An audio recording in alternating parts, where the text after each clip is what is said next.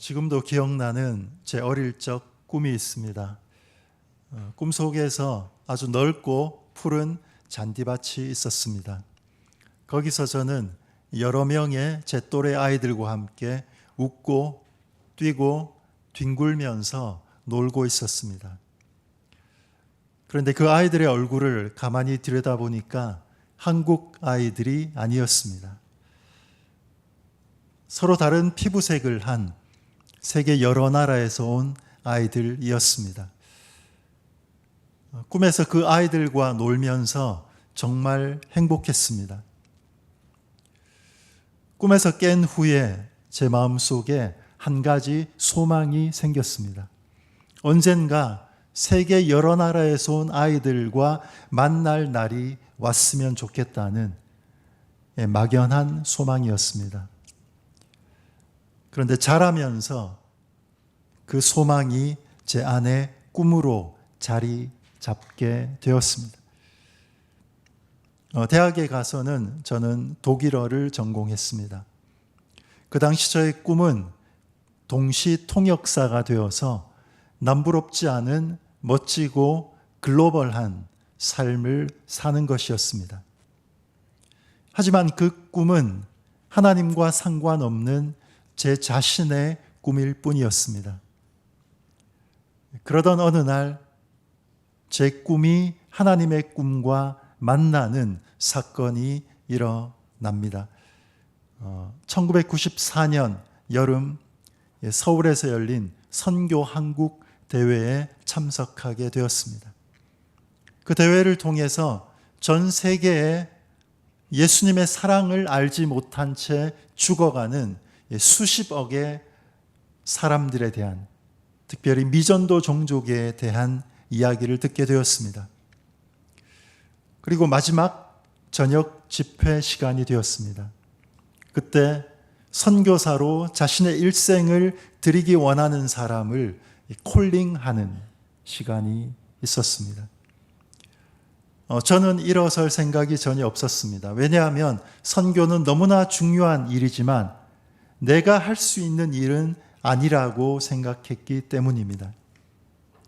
그런데 그 다음 순간 저도 모르게 제가 일어서 있었습니다. 그때부터 제 두 눈에서 하염없는 눈물이 흘러내렸습니다. 당시 제가 가지고 있던 앞날에 대한, 장래에 대한 모든 두려움과 염려와 근심이 눈 녹듯이 사라졌습니다. 그리고 하나님이 주시는 깊은 평안과 확신이 밀려왔습니다. 그리고 제 마음 깊은 곳에서 거부할 수 없는 주님의 음성이 들려왔습니다. 사랑하는 아들아, 이 길이 네가 일평생 걸어가야 할 길이다. 사도행전 1장 8절 말씀 우리 함께 읽겠습니다. 오직 성령이 너희에게 임하시면 너희가 권능을 받고 예루살렘과 온 유대와 사마리아와 땅끝까지 이르러 내 증인이 되리라 하시니라. 아멘. 그날 제게 성령이 임하셨습니다. 그리고 하나님의 꿈을 심어주셨습니다. 땅끝까지 이르러 예수 그리스도의 증인이 되는 사명을 저에게 주셨습니다. 그 다음에 저는 OM 국제선교회에서 하는 러브 유럽 컨퍼런스에 참석하게 되었습니다. 그때 난생 처음으로 세계 수십 개국에서 온 약 1000여 명의 젊은이들과 함께 예배를 드리게 되었습니다. 찬양을 하는데요. 앞구절은 영어로 함께 찬양을 하고 후렴 부분은 각 나라의 언어로 자막을 띄우면서 함께 찬양을 드렸습니다. 각 나라와 민족과 언어에서 온 사람들이 한 목소리로 하나님을 찬양할 때 저는 그 자리에 있다는 사실이 정말 가슴이 벅찼습니다. 바로 이것이 천국의 모습이 아닐까 하는 생각을 하게 되었습니다. 각 나라와 민족과 문화와 언어에서 온 셀 수 없이 많은 사람들이 하나님의 보좌 앞에 모여서 하나님을 경배하고 찬양하는 것, 이것이 바로 영원 전부터 품으신 하나님의 꿈입니다. 오늘 본문을 우리 다시 한번 읽어 보겠습니다. 계시록 7장 9절 10절입니다. 이 일 후에 내가 보니 각 나라와 족속과 백성과 방언에서 아무도 능히 셀 수 없는 큰 무리가 나와 흰옷을 입고 손에 종려가지를 들고 보좌 앞과 어린 양 앞에 서서 큰 소리로 외쳐 이르되 구원하심이 보좌에 앉으신 우리 하나님과 어린 양에게 있도다 하니. 아멘. 하나님의 꿈은 전 세계 240개 나라, 2만여 종족, 7,000개 언어에서 아담 이래로 구원받은 수십억의 사람들이 단 하나의 나라, 단 한 개의 언어, 단 하나의 종족도 빠짐없이 하나님의 보좌 앞에 서서 영원토록 그분을 즐거워하며 찬양하고 경배하는 것입니다. 이 하나님의 꿈을 나도 함께 꾸는 것, 그것이 바로 선교입니다. 저는 대학을 졸업하고 이제 OM 국제선교회 소속으로 3년간 독일과 또 영국에서 사역을 했습니다. 귀국한 이후에는 같은 비전을 품은 아내와 결혼을 하고 이제 장기 선교사의 비전을 품고 이제 신학을 공부했습니다. 그리고 이제 교회에서 부교역자로 사역을 하기 시작했습니다. 그러면서 하나님이 부르신 그 부르심의 땅이 어디인지를 놓고 계속 기도하고 있었습니다. 그러던 중에 저희 부부는 2003년 여름 인도로 단기 선교를 떠나게 되었습니다. 대천교회는 아까 보고하신 것처럼 정말 네팔 이주민 선교와 또 역파송 선교를 너무나 귀하고 또 아름답게 감당하고 계시는데요. 네팔과 인도는 문화적으로 또 언어적으로 비슷한 점이 참 많습니다. 2003년 여름 그 겐지즈 강에서 본 풍경은 지금도 잊을 수가 없습니다. 강을 따라서 힌두교 사원이 줄지어 있었고 수많은 사람들이 그 더러운 강물에 목욕을 하고 있었습니다. 그 강에 목욕을 하면 그 강은 성스러운 강이기 때문에 자신의 죄가 씻김을 받는다고 믿습니다. 그리고 그 강변에서 죽은 사람을 화장하고 또 그 죄를 그 강에 뿌리면 그 영혼이 끝없는 윤회를 벗어나서 마침내 해탈에 이르게 된다고 믿습니다. 땔감을 살 돈이 없는 사람들은, 가난한 사람들은 그냥 시신을 강물에 던지기도 합니다. 그 겐지스 강변에서는 밤마다 해탈을 소망하는 거대한 힌두교 예배가 드려집니다. 곳곳에 제단을 차려놓고 사제들이 향을 피웁니다. 그 광경을 보기 위해서 인도 전역에서 또 해외 관광객들이 매일 밤마다 수백 명, 수천 명 몰려듭니다. 정말 한 줄기 빛도 보이지 않는 어둠의 땅이었습니다. 수천 년 동안 하나님을 철저하게 대적하고 하나님이 그토록 싫어하시는 우상을 섬겨온 그 땅, 과연 그 땅에도 소망이 있을까 하는 절망감이 몰려왔습니다. 그런데 바로 그곳에서 하나님께서는 저희에게 하나님의 꿈을 심어 주셨습니다. 그 꿈은 헛된 우상들을 섬기는 그 땅 가운데 오직 한 분 하나님을 예배하는 예배자들이 일어나는 꿈이었습니다. 겐지즈 강의 그 더러운 물이 예수 그리스도의 보혈로 정결하게 되는 꿈이었습니다. 그 전도 여행을 통해서 하나님은 저희를 인도 선교사로 불러주셨습니다. 그래서 2006년에 두 자녀를 데리고 예배자를 세우겠다는 비전을 품고 인도 선교사로 가게 되었습니다.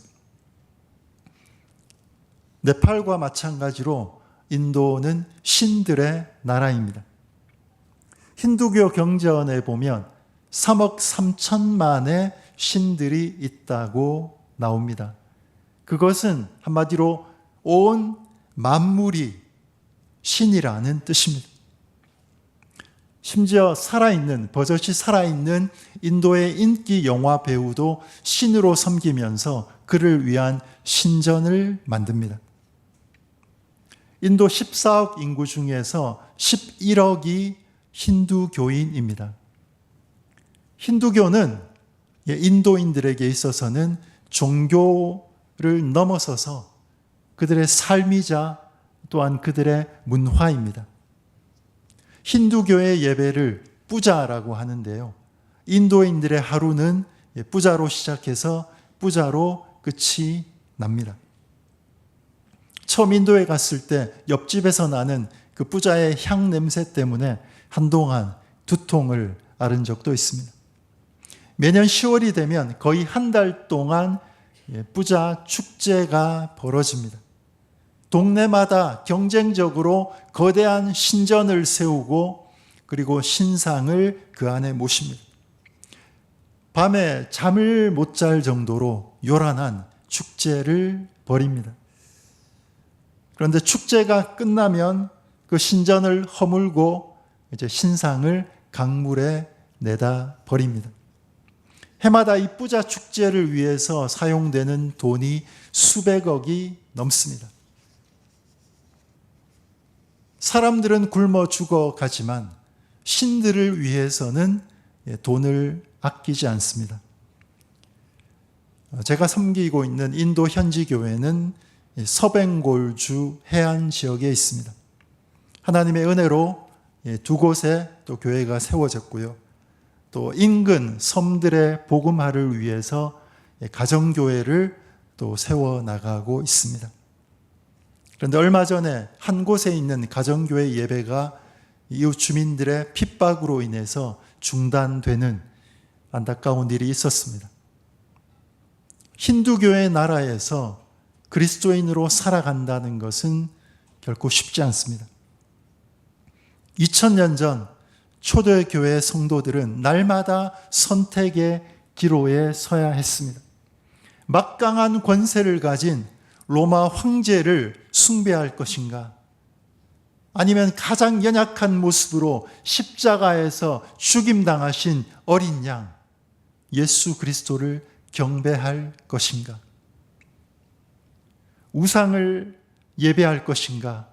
어린 양을 예배할 것인가?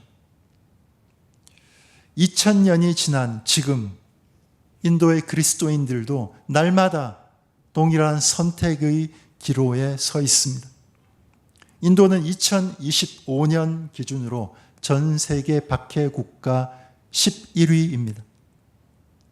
현재 인도 집권 정당은 강력한 힌두 국가를 다시 재건하겠다고 공언합니다. 몇 년 전부터는 홈커밍이라는 이름 하에 타종교인들을 힌두교로 재개종시키는 그런 캠페인을 벌이고 있습니다. 때로는 힘으로 핍박하고 때로는 돈으로 유혹합니다.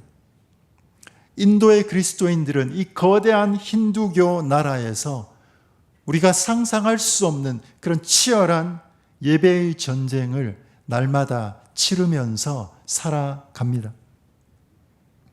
하지만 하나님은 지금도 그 땅 가운데 일하고 계시고 그분의 꿈을 이루고 계십니다. 핍박과 가난과 고난 속에서도 인도 교회는 부흥하고 있습니다. 제가 인도 선교를 시작한 지 올해로 20년째가 됩니다. 사실 지난 20년간에 인도의 공식적인 기독교인 비율은 2.3%로 변화가 없습니다. 그런데 비공식적인 비율을 보면 약 4%에서 5%까지 된다고 합니다. 14억에 5%면 7천만이 됩니다. 지금도 힌두교 마을마다 주님의 교회가 세워지고 있습니다. 지금도 인도 땅 곳곳에서 예수 그리스도를 주님으로 유일한 구세주로 고백하며 그분을 따르며 예배하며 섬기는 예배자들이 일어나고 있습니다. 선교는 하나님을 예배하는 것입니다. 물론 우리는 의료 선교도 하고요, 교육 선교도 하고 구호 활동도 합니다. 하지만 이 모든 선교 사역은 하나님의 영광을 위한 열정에서 비롯되어야만 합니다. 선교는 하나님이 모든 민족들로부터 예배받기를 원하신다는 바로 그 사실을 깨닫는 것에서 시작합니다. 그러므로 우리의 모든 선교는 예배적 선교가 되어야만 합니다. 시편 22편 27절 말씀 우리 함께 읽겠습니다. 땅의 모든 끝이 모든 나라의 모든 족속이 주의 앞에 예배하리니 아멘. 우리의 예배는 예배 자체로 끝나지 않습니다. 우리 예배의 종착점은 선교입니다. 예배의 종착점은 모든 민족과 모든 족속과 모든 언어가 하나님 앞에 나와서 예배하는 것, 바로 선교의 완성입니다. 그러므로 우리의 모든 예배는 선교적 예배가 되어야 합니다. 우리의 모든 선교는 예배적 선교가 되어야 하고 우리의 모든 예배는 선교적 예배가 되어야 합니다. 선교는 그러므로 예배에서 시작해서 예배로 끝납니다. 그 때문에 모든 예배자는 선교사이어야만 하고 모든 선교사는 또한 예배자이어야만 합니다. 선교가 존재하는 단 하나의 이유가 있다면 그것은 하나님이 영원 전부터 꿈꾸신 그 하나님의 예배의 꿈이 아직 완성되지 않았기 때문입니다. 사실 저는 선교지에 뼈를 묻을 생각을 하고 인도에 갔습니다. 그런데 코로나 기간 중에 비자 연장 거절로 비자발적으로 다시 귀국하게 되었습니다. 이런 상황 속에서 하나님의 인도하심을 구할 때 전혀 생각지도 못했던 국내 이주민 선교에 대한 마음을 주셨습니다. 하나님께서는 저희 부부에게 신명기 10장 19절 말씀을 주셨습니다. 우리 함께 읽겠습니다. 너희는 나그네를 사랑하라. 전에 너희도 애굽 땅에서 나그네 되었음이니라. 아멘. 이 말씀이 저에게 이렇게 들려왔습니다. 너희는 국내 이주민을 사랑하라. 전에 너희도 인도 땅에서 이주민 되었음이니라. 이 말씀 앞에서 처음 선교사로 부르실 때 그 주님의 음성을 들었던 때처럼 제 가슴이 뛰고 흥분되기 시작했습니다. 지금까지 전통적인 선교는 기독교 지역에서 힌두권으로, 불교권으로, 또 이슬람권으로 가는 선교였습니다. 그런데 지금은 어떻습니까? 2억 8천만의 사람들이 모든 곳에서 모든 곳으로 흩어져 디아스포라로 살아가는 그런 시대가 되었습니다. 그래서 선교도 열방을 향해 가는 선교와 더불어 우리를 찾아온 열방을 환대하는 선교가 너무나 중요해지고 있습니다. 인도 같은 경우도 인도 선교의 문은 점점 닫혀만 가지만 전 세계에 흩어진 1800만 인도 디아스포라를 대상으로 하는 선교의 가능성은 무궁무진합니다.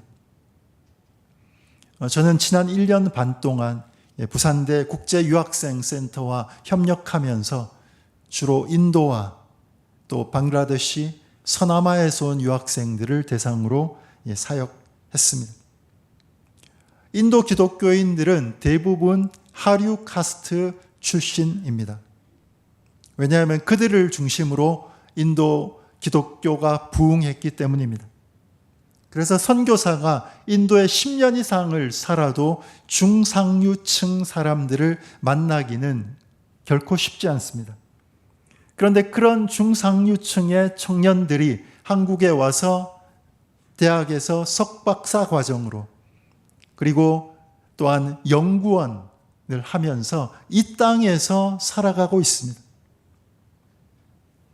예전에는 비행기를 타고 단기 선교를 가야만 만날 수 있었던 미전도 종족이 이제는 문만 열고 나가면 우리 동네에서 또 우리가 사는 도시에서 그들을 만날 수 있는 새로운 시대가 되었습니다. 2024년 추석에는요, 대청 브릿지 미션 센터에서 말씀을 전한 적이 있습니다. 김성진 선교사님이 너무나 신실하고 너무나 귀하게 사역을 잘 감당하고 계신데요. 제가 설교를 이제 힌디어로 준비하고 통역하시는 분과 함께 섰습니다. 그런데 앉아있던 그 네팔의 형제 자매들이 힌디어를 이해한다는 것입니다. 통역이 필요 없다는 거죠. 그래서 통역자분이 다시 자리로 들어가는 해프닝이 있었습니다. 인도 선교사가 부산에서 네팔인들을 향해서 힌디어로 설교하는 조금은 신기한 경험을 했습니다. 그러면서 바로 이것이 모든 곳에서 모든 곳으로 사람들이 이동하는 이 새로운 시대에 하나님이 열어가시는 새로운 선교의 문이라는 생각이 들었습니다. 얼마 전부터 저희는 한양대, 안산에 있는 한양대 안산 에리카 캠퍼스에서 인도 학생들을 넘어서 이제 열방에서 온 다국적 학생들을 대상으로 복음을 전하고 있습니다. 선교는 국경이 아닌 문화를 넘어가는 것입니다. 선교는 나라가 아닌 사람에게로 가는 것입니다. 그런 점에서 해외 선교의 문이 점점 닫혀져만 가는 이때 열방의 디아스포라를 향해 사역하는 이 이주민 선교는 미전도 종족 선교의 새로운 돌파구이자 또한 블루오션이 아닐까 생각합니다. 저희의 비전은 예수님을 영접하고 예배자가 된 그 유학생들이 복음을 들고 본국으로 돌아가고 그리고 세계 열방으로 흩어져서 그곳에서 또 다른 생명의 열매를 맺는 것입니다. 그들을 통해서 열방 가운데 하나님이 예비하신 예배자들이 일어나는 것입니다. 오늘 본문 말씀을 우리가 마지막으로 한 번 더 읽어보면 좋겠습니다. 이 일 후에 내가 보니 각 나라와 족속과 백성과 방언에서 아무도 능히 셀 수 없는 큰 무리가 나와 흰 옷을 입고 손에 종려가지를 들고 보좌 앞과 어린 양 앞에 서서 큰 소리로 외쳐 이르되 구원하심이 보좌에 앉으신 우리 하나님과 어린 양에게 있도다 하니. 아멘. 여러분, 하나님의 꿈이 무엇입니까? 하나님의 꿈은 모든 나라와 민족과 문화와 언어가 각자의 하나님이 주신 그 독특한 아름다움으로 하나님을 경배하고 하나님을 영원토록 찬송하는 것입니다. 그것이 바로 우리가 그토록 꿈꾸는 하나님 나라의 완성입니다. 단 한 나라, 단 한 민족, 단 한 언어라도 빠지면 그 하나님 나라의 아름답고 영광스러운 퍼즐은 절대 완성될 수 없습니다. 저는 지금도 가끔 제 어릴 적 꿈을 떠올립니다. 그 푸른 잔디밭과 그리고 다양한 피부색의 그 아이들, 지금도 제 눈앞에 선합니다. 그리고 하나님께서 그 꿈을 제 삶 속에 신실하게 이루어가고 계심을 봅니다. 저는 지금도 여전히 열방이 하나님을 예배하는 꿈을 꿉니다. 오히려 하나님께서 인도에서 이제 열방으로 사역의 지경을 넓혀가고 계심을 느낍니다. 지난 20년 동안 인도 땅 곳곳에서 예배자들이 일어나는 것을 보게 하셨던 것처럼 이제 한국 땅을 찾아온 그 열방의 유학생들, 그들에게 하나님을 전하고 그들을 예배자로 세워서 정말 그들을 통해서 세계 열방 가운데 또 다른 예배자들이 일어나는 것을 보기를 원합니다. 이것이 하나님이 제게 주신 새로운 예배의 꿈입니다. 우리 하나님은 꿈꾸시는 하나님입니다. 그 꿈은 세상을 향한 꿈입니다. 그 꿈은 영원한 꿈입니다. 우리 하나님이 꿈꾸시는 분이라면 그의 백성된 우리도 또한 꿈꾸어야 할 줄 믿습니다. 이 하나님의 위대한 꿈에 우리가 동참하길 소망합니다. 우리가 어떤 직업을 가지고 어디서 무엇을 하든지 그것이 하나님의 꿈과 연결되기를 소망합니다. 우리의 꿈이, 우리의 비전이 하나님의 꿈과 하나님의 비전의 일부가 되어지기를 소망합니다. 우리가 써내려가는 우리의 삶의 이야기가 그 하나님의 위대한 이야기, 하나님의 위대한 선교 이야기의 일부가 되어지기를 소망합니다. 2026년 새로운 한 해 대청교회가 하나님의 꿈을 꾸는 공동체가 되기를 소망합니다. 하나님이 기뻐하시는 예배 공동체로 열방을 품고 열방의 예배를 꿈꾸는 선교 공동체로 지금보다 더 아름답게 세워지기를 간절히 소망합니다. 그래서 대청교회를 통해서 세계 모든 나라와 백성과 족속과 방언이 주님을 예배하는 이 놀라운 하나님의 위대한 꿈이 이루어지기를 주님의 이름으로 축복하며 기도합니다.